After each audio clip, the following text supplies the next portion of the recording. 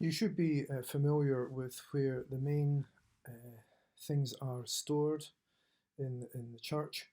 So this first clip shows the case for the mixing desk.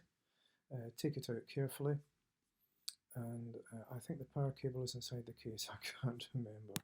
Also with the case, of course, the essential bag of cables is I think there's two mic cables that stay permanently in that bag, and also the extension cable. But of course you will need the very long extension cable. Justin knows where that is kept. I think it's kept in the seating at the main front door where the stackable chairs are kept, but it may be in the scout hut.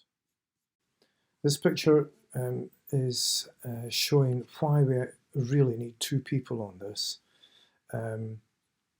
You can see David on the grassy verge just over the wall, and somebody assisting to put the tripod speaker on top of the tripod itself.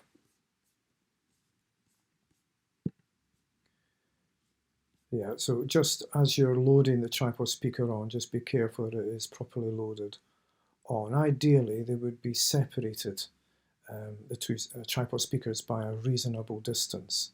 That way we get a better projection of sound. Now the one nearest the road, it may be an idea to point that more to, slightly more towards the road, so that there's a good spread of sound.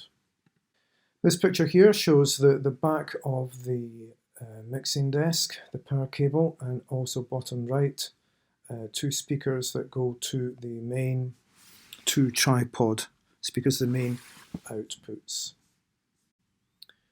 This shows the main power cable we are currently using, which is going to the, well, from the inside of the church to give us the power that we need.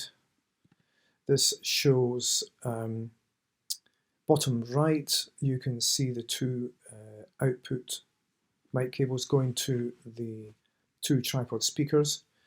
In this pic, you can see two microphones used on channel 1 and channel 2, and also the red and white audio cables going to my mini iPad.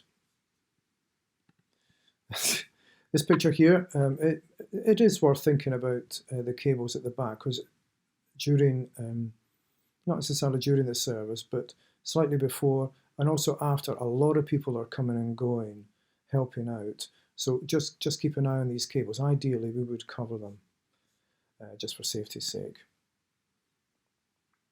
And the next slide is actually my commentary on the use of the USB stick. USB goes into where it says USB, and it's well worth having the tracks pre-named on the USB, because the titles for the tracks come up on the screen.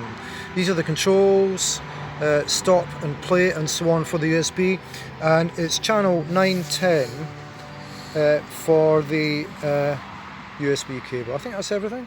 Can't think of anything else.